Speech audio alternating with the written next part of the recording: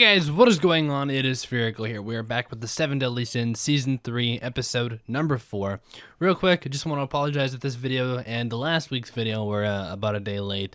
Again, though, kind of like I said at the start of the season, kind of expect that quite a bit throughout this season, because again, it airing on Wednesdays, again, kind of the middle of the week.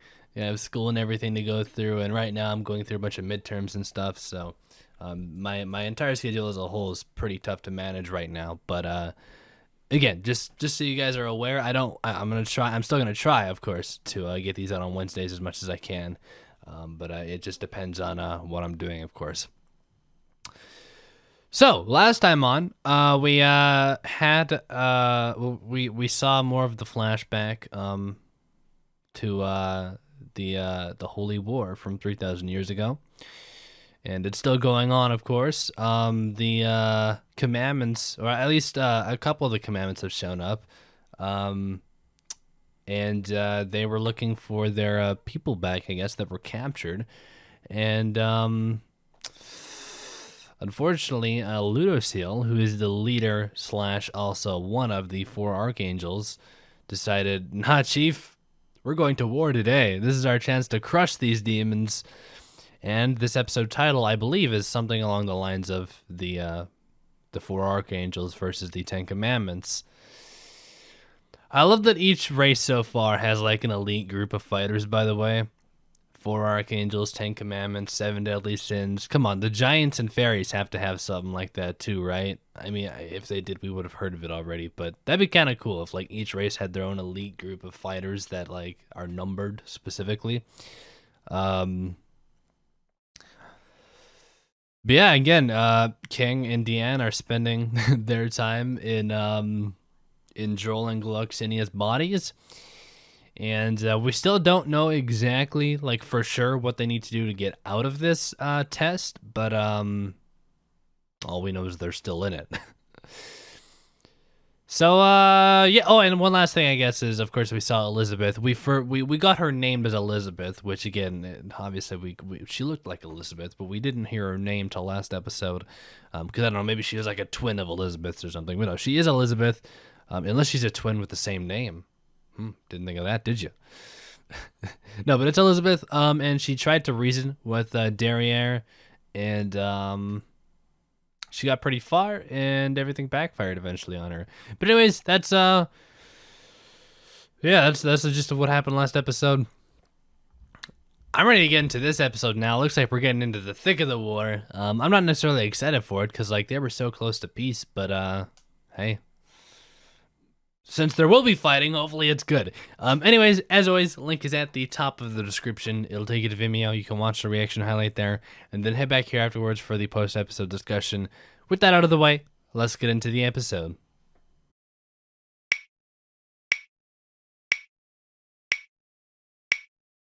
Okay, so that was episode number 4 of the 7 Deadly Sins Season 3. Man. Shit is really going down right now. Well, remember that giant demon army that just showed up to fight and all that? Yeah, well, they're gone. It's just 5 of the 10 commandments, and the 4 goddesses fighting, or the 4 archangels of the goddess clan. Who, like, okay, so out of the 10 commandments, the ones that are here are Derriere, Monspeet, Fraudrine, Gluxinia, Meliscula, and Gother. That's 6. We also know that there was, at this time, Calmadios the Piety, so that's 7. So there's 3 more member of the 10 commandments in this current time that we have not seen, I believe. Would Meliodas still count as one of those 10, or has he already been replaced? That we don't really know. So there's 10 more, or 3 more. I wonder who they are. Well, if we look at the current members of the 10 commandments, it could be Esther. Well, it could be Estarossa. Gray Road we haven't seen yet. Um, Again, I don't think Zeldris is one of them because piety is his commandment, unless he had a different commandment before. Because again, currently, Kalmadios is the piety. So, hmm, interesting. Did they ever say who Gloxinia and Joel took over after? Because I think we had known that they were like recent members, didn't we? Maybe not. I can't remember. Anyways, it's not too important. I'm just trying to get like a groundwork set up here of who else could be in the commandments that we haven't seen yet. Because we know Joel and Gloxinia aren't yet.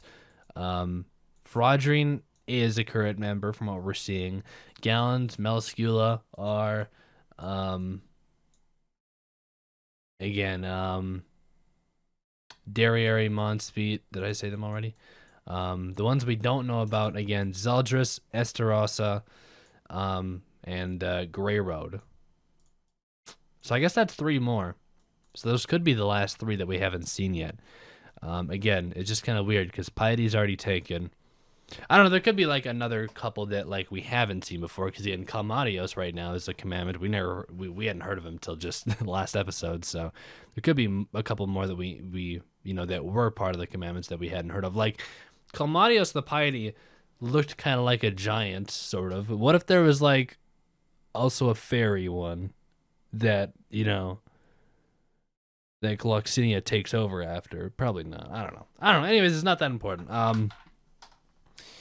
So we met Arc Tarmiel, was it Tarmiel or Tamriel? It is Tarmiel, and Tornado Sariel. So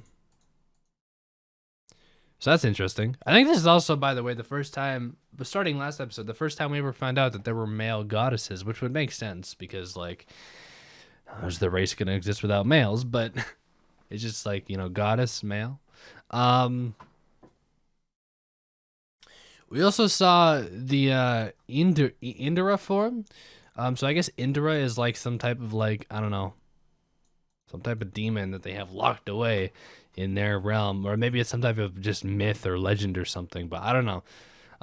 If a demon is well, I guess it seems like Indra kind of seems like a being, but maybe a being that doesn't really have a body to take over, because like when a demon who has at least 7 hearts, because they have to sacrifice 6 of them, sacrifices those 6 hearts, Indra kind of like takes over their body and it kind of gives them this transformation. But if their power level is over 50,000, they're able to kind of control that power and stuff. If it's under 50,000, then I guess Indra just kind of takes them over completely. And I don't know what happens at that point. Do they just die, or do they just run amok and go rampage? I don't know. And Elizabeth has returned again. This time it seems like negotiations are out of the question. She's going to actually end things.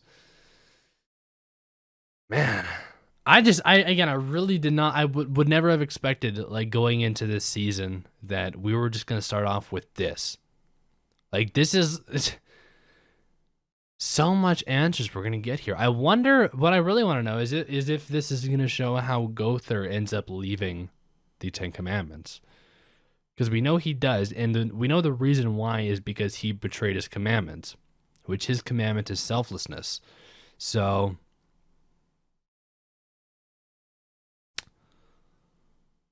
what is that? Are we gonna see that happen, or what?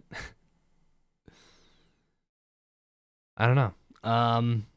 What else? What else do I want to see from this? Like, more answers that I think we haven't gotten. Of course, Elizabeth. What happens to Elizabeth? How she turns from a goddess to being a human with half, like, one goddess eye, but not the other. How did that happen? Who is Ro, and why does he remain king of Ban? What else?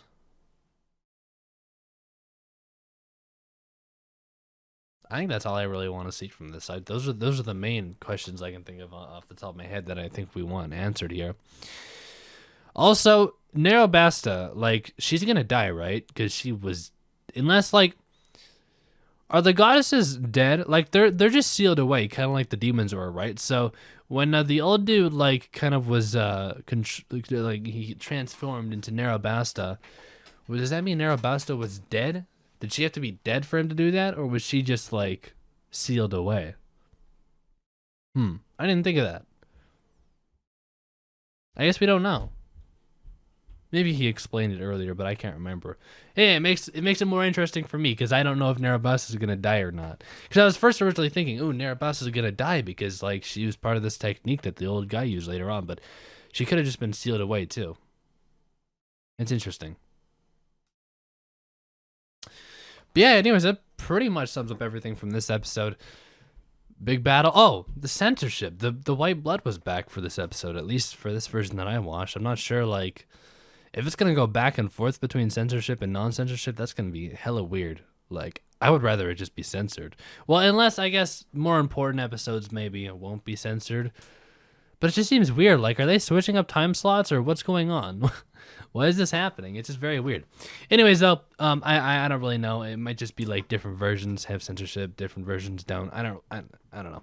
But anyways, I'm gonna leave you guys off here.